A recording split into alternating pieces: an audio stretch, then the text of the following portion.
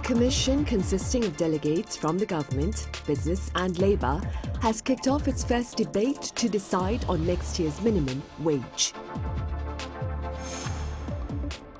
So what are the prospects of Korea's minimum wage hitting above the 10,000 won mark next year? How does Korea's rate of rise in minimum wage in recent years compare to that of its counterparts? And what are the prospects of different minimum wages based on different industries? Welcome to Tuesday's edition of Issues and Insiders. I'm Min Sunhee. Discussions over the minimum wage here in Korea for next year are underway. And for more on these talks, I have Senior Research Fellow Oh Kyetaik at the Korea Labour Institute live on the line. Dr. Oh, it's a pleasure to have you with us. Thank you. Good to see you. Right. I also have Kwon Soa with us here in the studio. Soa, welcome. Hello, Sunny. Good afternoon. Right. Soa, first, do tell us a bit about the members of this particular commission and the method in which the minimum wage is set. Sure. So the government enacted the Minimum Wage Act in late 1986, and a year after, the Minimum Wage Commission was set up to review, discuss, and decide on the country's minimum hourly wage on a yearly basis. And then the minimum wage system was launched in 1988. The commission is composed of 27 members, 9 people each representing employers or business, employees or workers, often the major umbrella labor union members, and the public interest or the government.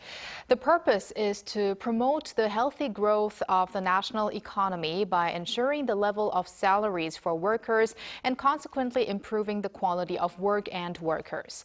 So for some details on the progress, the labor minister has to make a request regarding the minimum wage by March 31st each year. Upon that request, the Minimum Wage Commission must submit the minimum wage for the next year within 90 days. It might seem like a sufficient time at first sight, but it takes numerous debates, votes, and objections from the workers and employers, with last year 15 general meetings having been held before they came to a conclusion. The wage is then finalized by August 5th, and starting on January 1st, the next year, the new minimum wage is applied. Now, today, this Tuesday, the first meeting on next year's minimum wage has been held with a number of hot potatoes. Will the symbolic 10,000 won or $7.35 US threshold be broken or not? Also, will minimum wages be applied differently for different industries? Right. Now, Dr. O, as my colleague Soa just mentioned, there appears to be much interest in whether or not the country's minimum wage for next year will surpass the 10,000 won mark. What would be the implications of Korea's minimum wage surpassing this particular mark? And what are your thoughts with regard to this reality, Dr. O? I think there is a big symbolic difference between less than 10,000 won and more than 10,000 won. Korean minimum wage is already 9,861, and it would exceed 10,000 won if it is increased by more than 1.4% this year.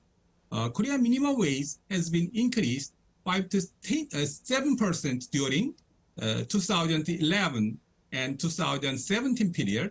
There has been big increase of 19.4% and 10.9% in 2018 and 2019. After that, it was 2.87% in 2020, 1.5% in 2021, and 5% in 2022 and 2003, and 2.5% this year. Considering these trends of Korean minimum wage increase, next year minimum wage is more likely to exceed 10,000 won, whether when other things are equal. However, there is some chance that other things are not equal. For example, if Korean Minimum Wage Commission decide to differentiate the minimum wage by industry, then there is some possibility that next year minimum wage increase rate is quite different from previous trend of a minimum wage increase. I see. And before we touch further into the possibility of different minimum wages for different industries, so what more can you tell us about the rate of rise in Korea's minimum wage in recent years, and how does it compare to that of its foreign counterparts? Well, at times Korea's minimum wage jumped year after year, and at others you could barely feel the increase, and especially when considering the real wage. So let's take a look at this graph here. Now, Dr. Oh briefly mentioned it, but the current minimum hourly wage is 9,861 or 7.24 US dollars, which translates into a monthly pay of a little under 2.07 million won or $1,514. That's a 2.5% increase from 2023, the second lowest increase since the system was introduced. In 2021, we see a mere 1.5% raise, mainly affected by the COVID-19 pandemic.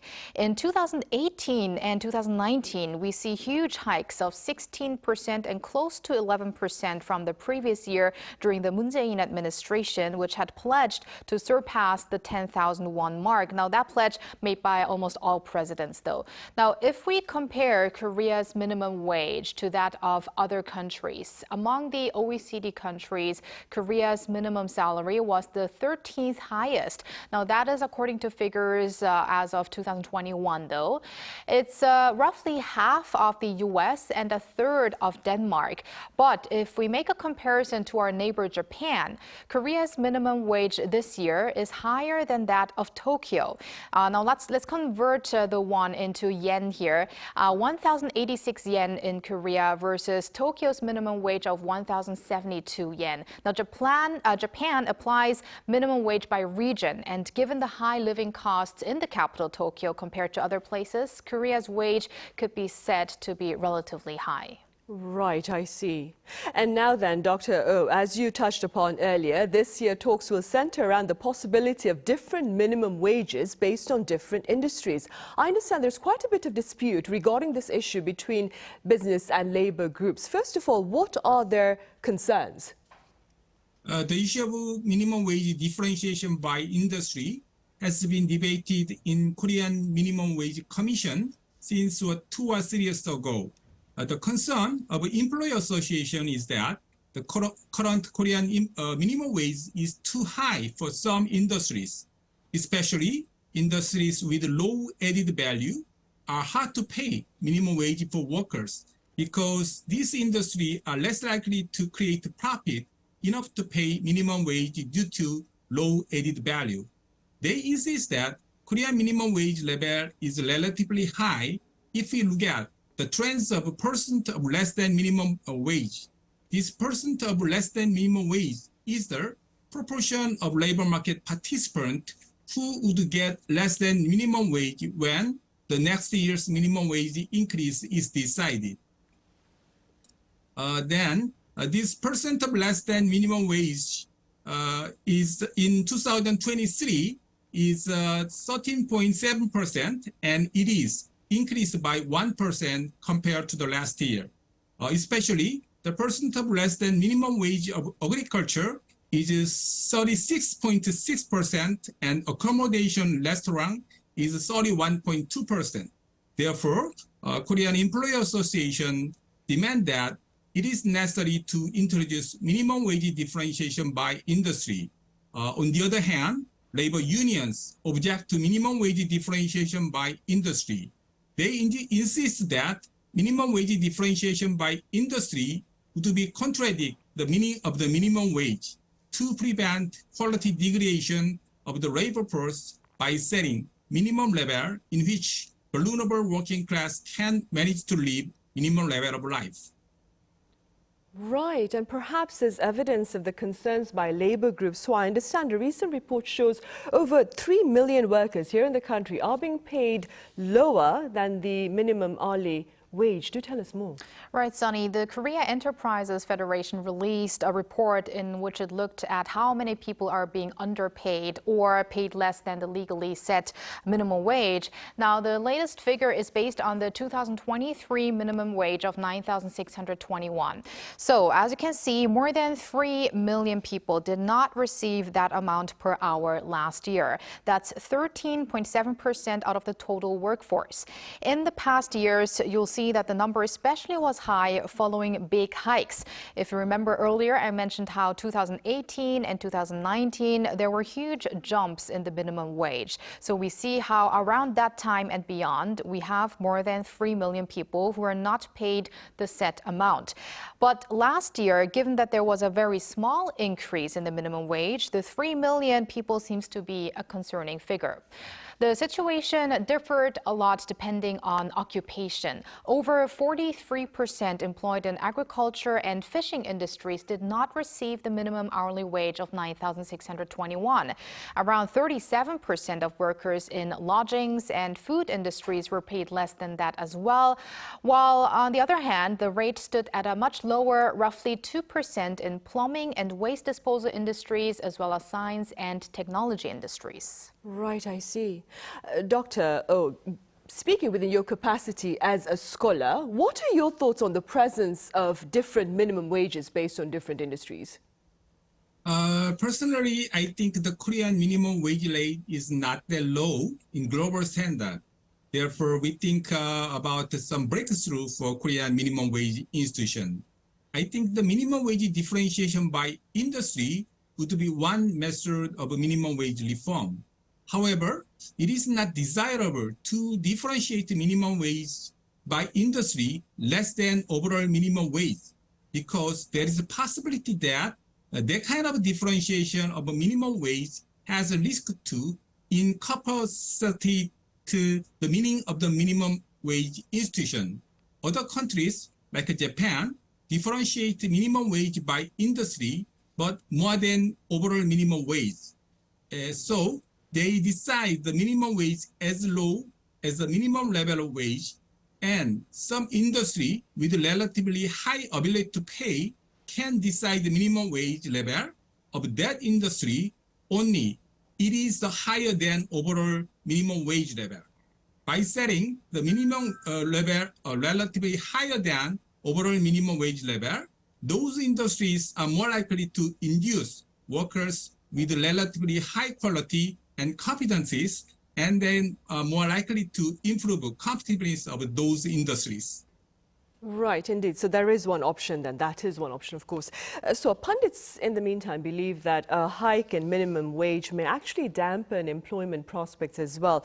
Do share those thoughts with us, including the reality in other countries, of course. Well, for employers, especially small business owners, minimum wage hikes are really not welcomed. Finding it more and more difficult to pay their staff, in many cases part-time workers, some stop hiring and try to make ends meet on their own or with family members. In fact, around the time the announcement for the 2024 minimum wage was made, there was an explosion of inquiries for one-person store services, as well as an increase in purchases of integrated solutions like kiosks for ordering. Industry watchers said more and more business owners are adopting one-person store solutions to ease the burden of labor costs and save operational resources. So that is why in some sectors a drop in jobs is reality. The correlation between steep minimum wage hikes and declining employment is also an issue overseas. In California, a new $20 minimum wage resulted in the loss of many jobs in the fast food sector. Pizza Hut, for instance, cut more than 1,200 delivery jobs in December. According to Wall Street Journal, more than 77,000 people lost their jobs in the 3 months leading up to the end of the year after the state of California announced its new minimum wage act last September. Now, to reduce more labor force, a chicken fast food restaurant in New York City also adopted a virtual cashier program via Zoom. So the combination of minimum salary increases and the availability of technology as well as artificial intelligence may impact jobs even more. And also, I don't know, Sunny, if you saw in Korean restaurants these robots that start to serve as well, right? So I think these factors combined could be an issue for these business owners when we continuously increase the minimum wage. Right. And staying with that then, Dr. Oh, what are your thoughts on the relationship between minimum wage hikes and employment trends? In general, there is a negative relationship between the wage and employment. Therefore, there is a high possibility of negative relationship between minimum wage and employment. However, the minimum wage is somewhat different from other kinds of wage institution. Therefore, we need some special consideration on minimum wage level. The minimum level, wage level, is one measure of maintaining purchasing power of a vulnerable working class. If the life level of a vulnerable working class is too low, it has negative impact on economy and the labor market. Therefore, many countries try to increase and maintain some life level of a vulnerable working class, and the minimum wage institution is the very typical way of this measure. In addition, if higher minimum wage increase demands of the domestic goods and service, it would have positive effect on the competitiveness of the company, and finally, companies would increase employment. Therefore, it is hard to say about the effect of minimum wage on employment as a general term. It would be decided by the mechanism in which minimum wage increase has impact on economy, competitiveness of company, and the labor market. Right, so many factors are in play here then.